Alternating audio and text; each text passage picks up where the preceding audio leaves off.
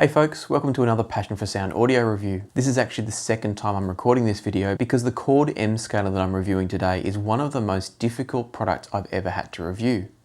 The reason for that is not because it's a hard decision as to whether it's good or not, but because explaining simply why and how it works is a real challenge. So I'm going to do my best to explain the M-Scaler and also to share my impressions of how it performs both with the Hugo TT2, which is realistically what it's intended to work with first and foremost, but also talking about how it performs with non-chord DACs like the Topping D90 and the Topping D50. So strap in and I'll do my best to make sense of it all.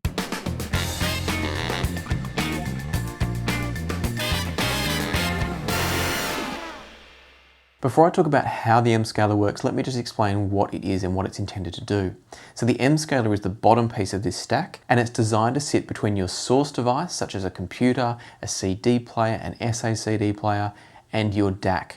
So it's an auxiliary piece to the digital audio chain. That's the best way to think about it. Having said that, it's an auxiliary piece that costs in US dollars about $4,800, which in Australian dollars is about $7,500. So it's a significant investment for something that sits within your sound chain, but on the surface looks like it's not doing the hard work that something like your DAC is actually doing. But I'll try to explain in a moment why I think it is actually worth the money and may be the best investment you ever make in your digital audio setup. Let me start off with a simplified explanation of what the M-Scaler is actually doing. The M-Scaler will take a digital input such as a 44.1 kilohertz Redbook CD file or FLAC file, for instance, and upscale that to a maximum of 768 kilohertz depending on the sample rate of the source. So a 44.1 kilohertz input file will get upscaled to 705.6 kilohertz.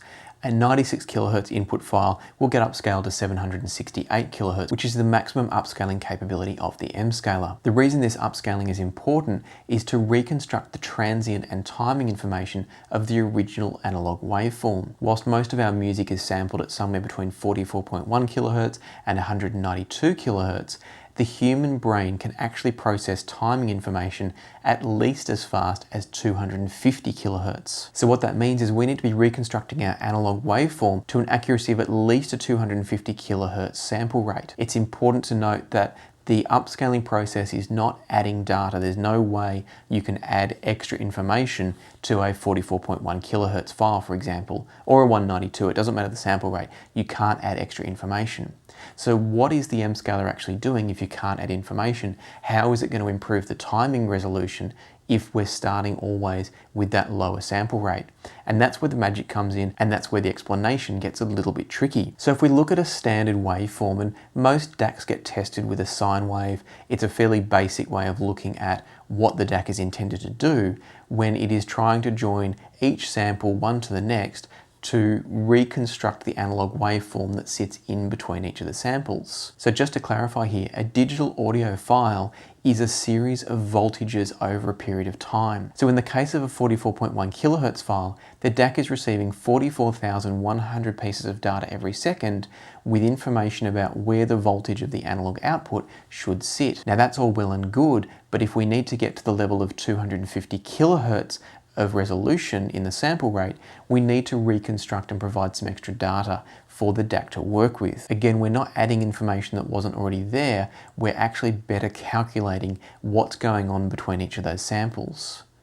And every single DAC on the market is doing that. So this is not a case of Chord doing something completely different from anybody else, because every single DAC, including something like the Topping D90 or the Topping D50S that I've got here, they're all doing the same thing. They're taking the samples and they're trying to calculate what's the analog waveform that joins this sample with this sample. What Chord is saying is that the M-Scaler is the only device on the planet that's capable of doing that as accurately as it does. And that comes down to the regularly touted figure of it having 1 million taps. What the number of taps is referring to is how many times the M-Scaler revisits the algorithm to reconstruct the waveform between each set of samples. So to put this in perspective, I've got a pretty janky diagram here, but it will hopefully show what the M-Scaler is going to do. If we start out with this set of samples from Ella Fitzgerald's My Reverie, so this is a very, very, very zoomed in look at just 7 samples within a 44.1 kilohertz file. But if we have a look at these, the DAC, or in this case the MScaler, is charged with working out what's happening between each of these samples. A traditional DAC would take the 44.1 kHz information and just try and join the dots in something like I'm showing you here with my very poorly drawn lines. Don't put too much emphasis on the shape of the curves. It's more just an illustration that it's not as simple as joining with straight lines one piece of information to the next. What the MScaler is seeking to do though is do that more accurately. It's going to run calculations to work out where the samples would fall if this were an 88.2 kHz file, and then if this were a 176.8 kHz file, all the way up to 705.6 kHz. What's important here is that the MScaler is going to apply the algorithms 1 million times to work out the correct shape of the curve and therefore what the information would be between each of the original samples. It does this using a thing called the sync function. Rob Watts spoke about this in my interviews with him, so I'll put a link here if you want to go back and watch that interview. But essentially how sync function works is that when a DAC receives a digital impulse, it creates a series of ripples in both the future and the past. By using these ripples and a series of complex algorithms, Chord's DACs and indeed the MScaler are able to more accurately recreate the original analog waveform. Now, Shannon's sampling theory says that you need to run the same algorithm 1 million times with this sync function series of ripples in order to perfectly recreate the original analog waveform. So it's important to note that as good as the MScaler is, it's still only running the algorithm 1 million times as opposed to the infinite number required to actually perfectly recreate the analog waveform. So we're still only getting an approximation, but according to Rob Watts, it's bringing us an approximation that is way, way, way ahead of what standard DACs are capable of. So just to summarize what the MScaler is doing one last time, the MScaler takes an input signal, it upscales it to a maximum of 768 kHz in order to provide a better range of digital information to the downstream DAC in order to therefore better recreate the transient information in the music. The aim is to get resolution that is better than 256 kHz in order to provide the right level of resolution for our brains to process accurately. I probably should take a moment now to explain what transients are just quickly. So transients are essentially the beginning of any single note, any single sound in a recording. So when a drumstick hits a snare, when a guitar string is strummed, when a vocalist is singing and there are little bits and pieces of texture in the sound, individual consonants like a t or a d, all of those are examples of transients, the beginning of each of those sounds. So as you can imagine, in a recording, there are thousands, if not millions of transients occurring constantly throughout the recording. While standard sample rates are good enough to pick up the frequency range that we need, the argument behind the MScaler is that standard processing of those sample rates doesn't recreate the timing accuracy of transients. And again, if you want more information on this, I'd encourage you to go and watch my interview with Rob Watts. For now, what we know is that the MScaler sits between your digital source and your DAC, and it provides to the DAC a greater level of resolution in terms of the samples provided. It doesn't add data, it just interprets it more rigorously than any other DAC on the market.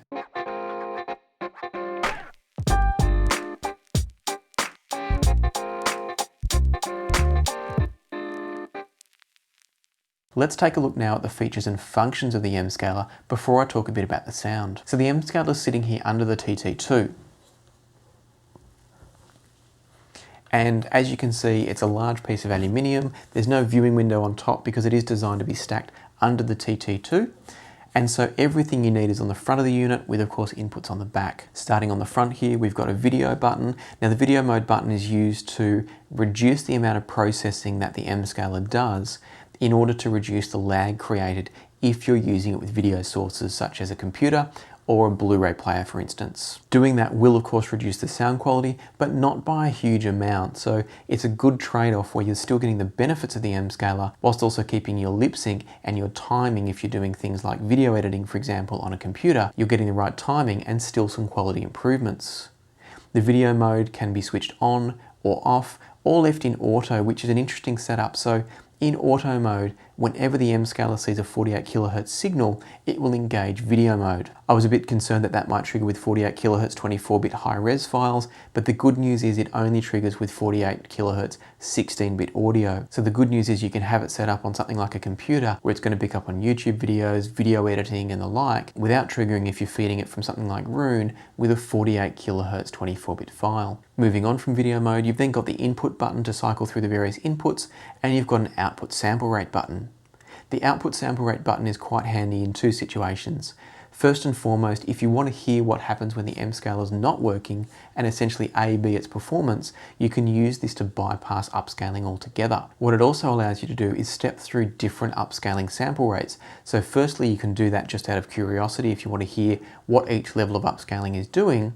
But also it means if you're running the MScaler with a non-chord DAC, something like the Topping D90 over here, you can reduce the output sample rate to a level that's compatible with the external DAC. After the output sample rate button, we've then got 3 DX buttons. Now these are designed for a special technology amplifier. I don't know if they're available yet or if it's something coming down the pipeline, but as far as I know for now, these aren't used on the MScaler. However, the first button here in the row does give you input sample rate information, which is just a nice little visual indicator. So you can see if you're getting a 44.1 input signal, a 92 kHz input signal, so on and so forth. It operates on the exact same principles as the rest of Chord's products, where it runs on a rainbow colored scale to show you the sample rate from low to high. So for instance, a 44.1 kHz coming in will have a red light, all the way up to the highest sample rates will have a violet colored light. On the back of the TT2, we've got a 15 volt power input for the external switch mode power supply. We've got 2 BNC inputs, we've got 2 optical inputs, and we've got a USB input. So all of the standard regular inputs are there and multiple versions of them. So you can run the MScaler essentially as a bit of a switching device if you have multiple sources running with it. Over on the other side, we've got our outputs consisting of a single optical output, a single BNC output, and then dual BNC outputs. So the idea being if you're running this with non-chord DACs, you can run optical or a single BNC. And then if you're running it with a chord DAC such as the Qtest or the TT2, you run the dual BNCs for that maximum sample rate. So that's all there is to know about the MScaler. As I said before, on its own, it kind of doesn't do anything in the sense that it's not a standalone device. It's doing a lot, don't get me wrong, but it's not a standalone device. It must be used with a DAC. Everything being done in the MScaler is occurring in the digital domain. It never turns that signal into an analog signal. It stays digital the whole time and therefore needs to be handed off to a DAC to do the final processing. And that's also why, as I'll talk about shortly, the DAC at the end of the chain is equally as important still. I was a bit concerned at first that putting the MScaler into the system would make a high quality DAC like the TT2 a little bit redundant.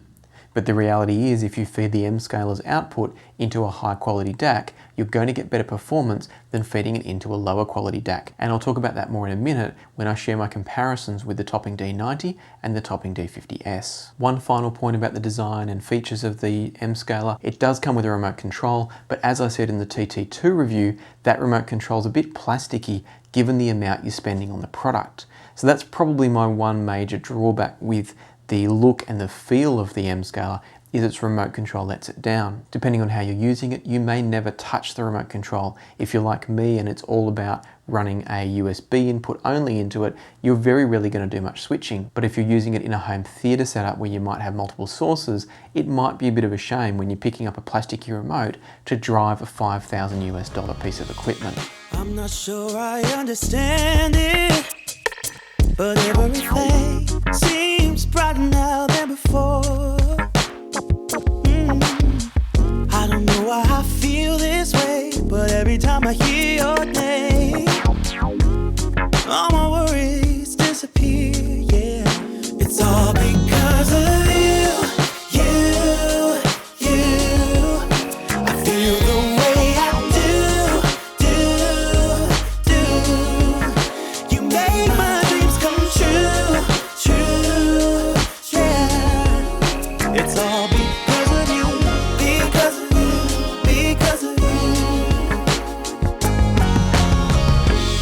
And I don't fall in love so easily, 'cause I don't wear my heart up on my sleeve, yeah. One final thing now before I talk about the sound quality out of the M-Scaler is I just want to quickly mention the drivers.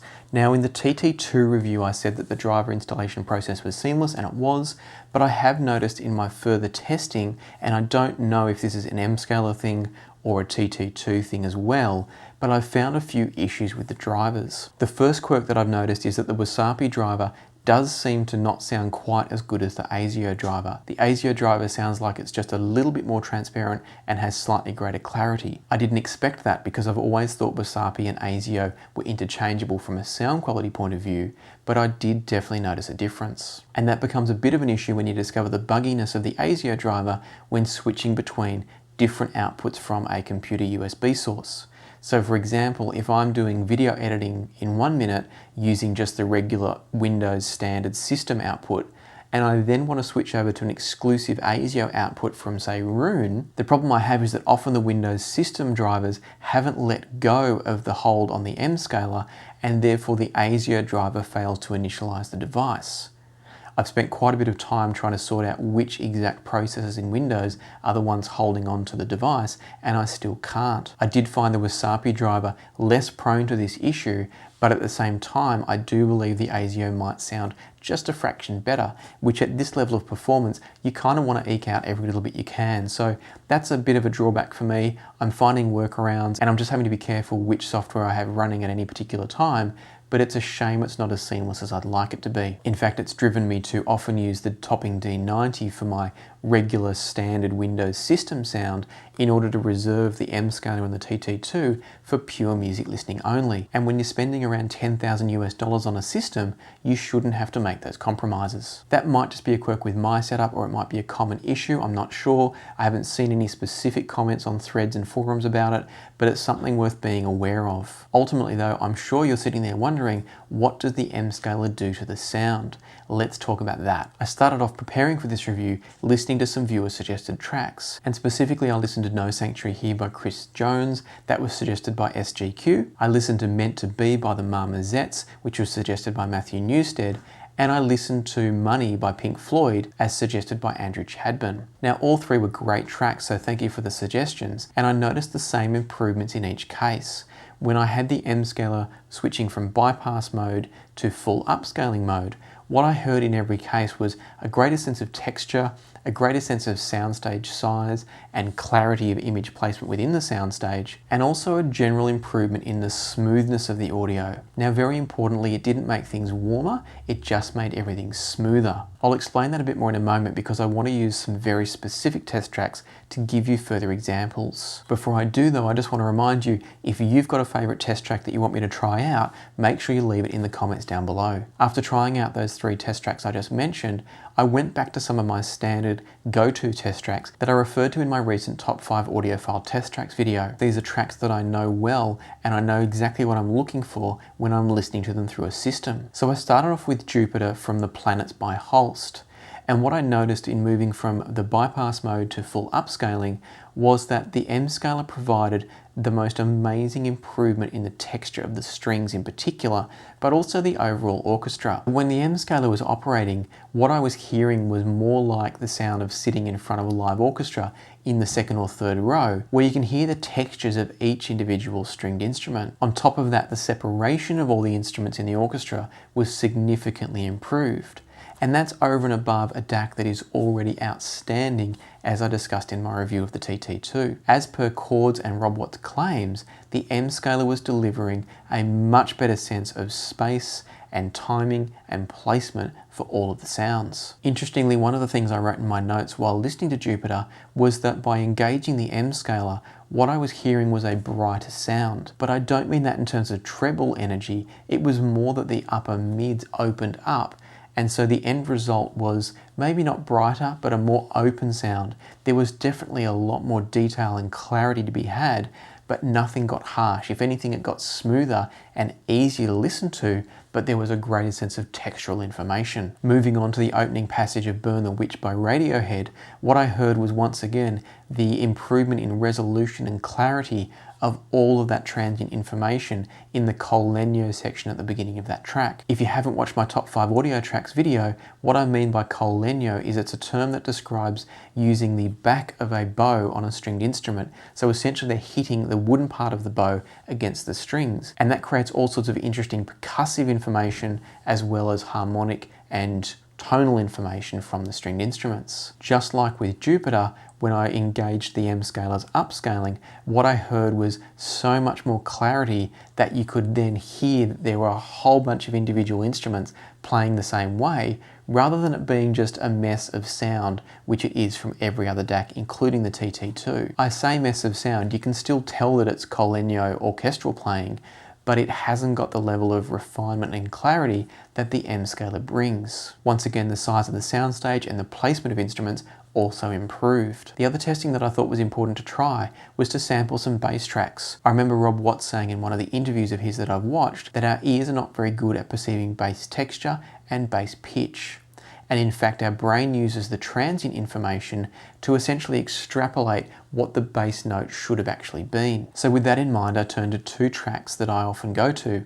The first being Sue or In a Season of Crime by David Bowie, and the other being Lose Yourself to Dance by Daft Punk. In both cases, I heard the same benefits by engaging the M-Scaler's upscaling. When moving from bypass to the full 768 or 705.6 kHz mode, what I heard was that the bass became more texturally defined, but more importantly, there was a greater sense of depth to the bass. Specifically on Lose Yourself to Dance, it was like the bass moved from being all focused on the mid and the lower mid bass to being spread out across the entire bass register. That meant the bass had more tonal character, it also had more textural character, and overall the track became much more engaging to listen to as a result of the M-Scaler's upscaling. So having played around with the M-Scaler at length, trying all sorts of different tracks, switching it on, switching it off, seeing everything it can do, there's no doubt in my mind that this is one of the most significant pieces of equipment that you can add to your setup if you've got a Chord TT2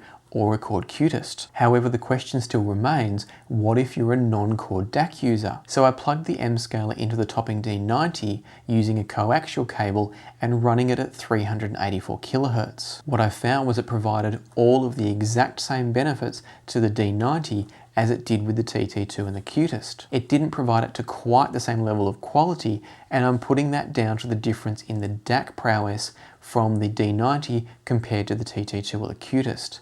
Don't forget that the TT2 and the Cutest are still using the same sorts of technology as the M-Scaler, and so they're still able to better reproduce the analog signal from that high quality digital input coming from the M-Scaler. The D90 still sounded excellent, but it doesn't quite sound as good as the Cutest or indeed the TT2. I won't go into depth about what I heard because it's exactly the same as everything I've just described from the TT2 listening experience, but just dialed back a little bit. Perhaps more interesting is to tell you what I heard with the D50S. When I connected the M-Scaler to the D50S, it was much harder to hear a difference. I'm not going to go as far as to say that there is no difference, because honestly I didn't put a huge amount of time into the testing once I heard that the difference was negligible. While the Topping D90 improvement was significant, the Topping D50 improvement was minor at best and insignificant at worst. To me, that comes down to the processing power of the DAC itself within the D50S, but probably more likely a bottleneck of sorts in the output stage of the D50S. As with all audio gear, the entire audio chain makes up the total end output of what you're hearing. So if you have a lower performance piece of equipment paired up with a high performance piece of equipment, you're probably still only going to hear what the lower performance piece of equipment can do as the maximum quality output. That's not a knock against the Topping D50S. We're talking about a DAC worth a couple of $100. It doesn't make sense to pair it with something worth $5,000. Now for clarity, I was using the P50 linear power supply while I did the testing with the D50, so I gave it every possible chance, but it just doesn't have the chops to make the most of the input coming from the M-Scaler. So having done all of this testing, my conclusion about the M-Scaler is it is absolutely something that every digital music fan should buy if you've got a system that's going to make the most out of it. What that means is you'd probably want to be at the level of around about something like the Topping D90, the the RME ADI2, or of course the Chord Cutest or the Chord TT2, that's the kind of level where I think you're going to start to get real benefits from adding an M-Scaler. Having started this journey thinking that the DAC was more important than the M-Scaler, I've now completely flipped my tune, and I would say that if you've got a system that's built around a moderate to good quality DAC, I'd say that the next upgrade before you buy a better DAC might be to add the M-Scaler. Remember, you can always add a better quality DAC after you've got the M-Scaler and continue to improve your sound from there. I'm not for a second suggesting that you should spend $5,000 on the M-Scaler to go with a cheap budget unit like a Topping E30 or a shit Modi, for instance. That just doesn't make sense. But if you're starting to play at that mid-tier or higher level, and you've got aspirations to end up with endgame systems like this, the M-Scaler is a great next step to take you on that journey. Keep in mind though that you're only going to hear as good a sound as your DAC and your amplifier and your headphone or speakers are capable of reproducing. To me though, the M-Scaler represents the greatest step in audio quality that I've heard from a digital source in all of my listening so far. And interestingly, what crossed my mind as I prepared and researched for this review was how much some people prefer analog audio, say from vinyl. The reason that's relevant here is that analog recordings have no timing errors. An analog recording is a continuous stream of recording, and therefore none of those issues with timing, that 250 kilohertz resolution we spoke about before, none of those timing issues come into play with an analog recording. So while vinyl has reduced dynamic range, mono bass, and a few other issues that prevent it from actually having the resolution and clarity of digital, its timing accuracy is probably why a lot of people prefer it. All of a sudden, when you add the M-Scaler to your system, you're coming a whole lot closer to recreating what analog signals sound like. And at the same time, you're getting the benefit of the resolution and dynamic range of digital audio. So for me, it's a no-lose situation. If you can add the M-Scaler to your digital system, you're getting all the benefits of digital combined with a huge step towards the benefit of analog being perfect timing information. And ultimately, you're going to end up with better sound than either of them on their own. And I mean either a standalone DAC or a standalone analog system. The M-Scaler combined with a DAC is going to give you the best possible sound of those two options. So I hope you found this review useful. To me, this has been eye-opening and fascinating to see the difference that this sort of approach can make to the audio experience. It's easily the closest representation of live music in a venue or recording studio that I've heard in my entire music listening journey to date. As of now, the M-Scaler is a device that I will recommend to absolutely anybody that's playing in this kind of budget ballpark and looking for the next upgrade to their sound chain. If that's you, I'll put a link down below where you can go and read up more on the M-Scaler, including some interesting articles about how it works. And if you want to hear more about Chord's technologies from the man himself, I'll put a link to my interview with Rob Watts in the description section down below. For now though, I hope you're all staying safe and well, happy listening, and I'll see you here next time on Passion for Sound.